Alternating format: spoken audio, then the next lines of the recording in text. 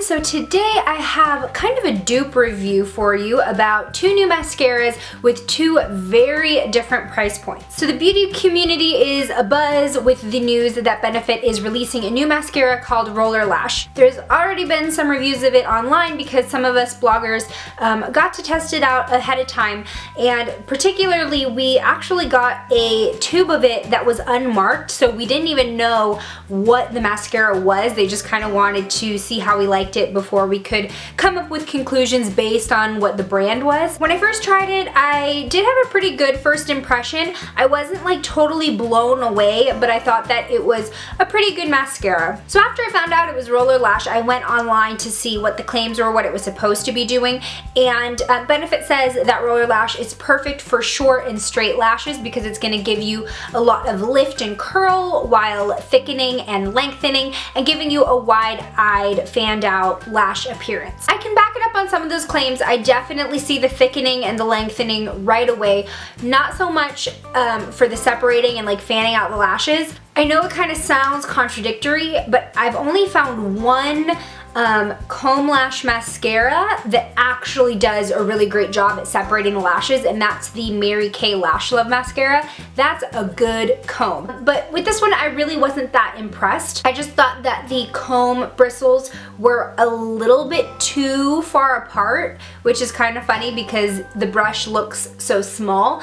And this can be a problem when you're working with a thickening formula because you're gonna end up having to do a lot of work to really separate those lashes so that they don't build up into like 6 big clumpy lashes. What I do like about this comb is that on the underside you see a lot of really smaller brush bristles, which is pretty good for getting in on those lower lashes so that you're not over applying product. But overall, I was not that impressed with this brush. Now, when I received this, I had already been using the new Covergirl Full Lash Bloom for a while, and you've seen this in a couple of my latest tutorials, and I've gotten compliments in the comments saying like your lashes look great, and I actually really like this mascara. It's another comb one, which like I said, I don't come across a lot that I particularly love using.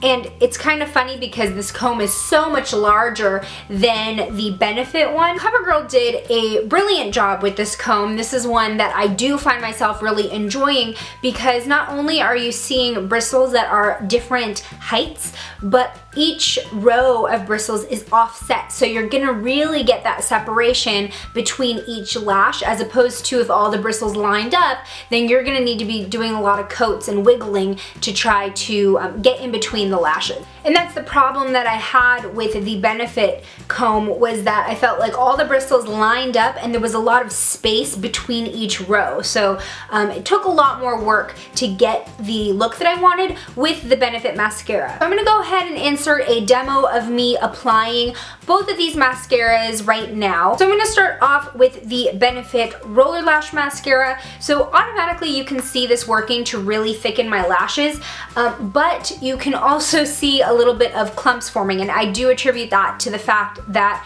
the brush bristles are spaced so far apart. The formula is pretty good. It's moussey, both of them are, along with the Covergirl one, which does make for a very buildable formula. But my problem is that I'm getting clumps, and so I have to go in with the comb multiple times to try to separate the clumps, but then I'm depositing more product. So this definitely took me a little bit of time to really get that fanned out look that it claims it gives you. But after all the fiddling, I really like how my lashes look. And I will say that I do see some curling happening. I did curl my lashes ahead of time, both sides, just because that's how I normally wear my mascara, and I wanted to show you what this would look like on the day-to-day basis, but I did see some extra curling going on with the Benefit Roller Lash. So on to the Covergirl Full Lash Bloom. Honestly, I think the formulas are so similar. Automatically you start seeing the lashes build up and start getting more enhanced.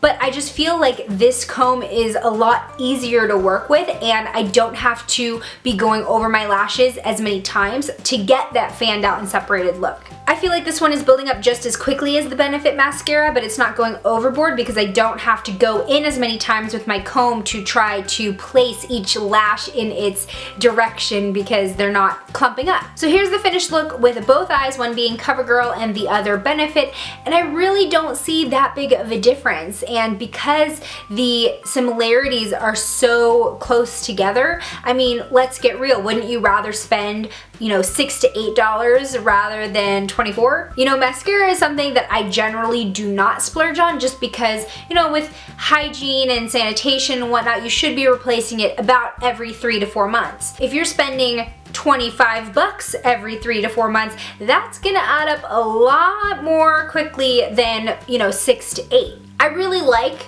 the after effect that I get with the Benefit Roller Lash. I think it does look maybe a tad more fanned out than with the Covergirl, but I have to go through so much work to get it to be that way. And you know, on a day-to-day basis, I don't want to spend that much time placing each lash where it needs to be. And that's why choosing the Covergirl one is a little bit more of a no-brainer for me, not only because it's cheaper so I don't feel so bad for, you know, using it up quickly. I'm getting such a similar result, a very similar moussey texture that doesn't feel hard throughout the day. Both of them, there's no flaking, and you still kind of feel like you've got natural lashes as opposed to, like, you know, thick or stiffened. So if you were wondering if you should splurge on the new roller lash, if it's all it's supposed to be, I would say save your money. Go for the Covergirl. You're going to pocket about $15 and you're gonna end up with very, very similar end results. That's it for me. Thank you so much for watching. If you like this video, please hit the thumbs up and don't forget to subscribe before you go.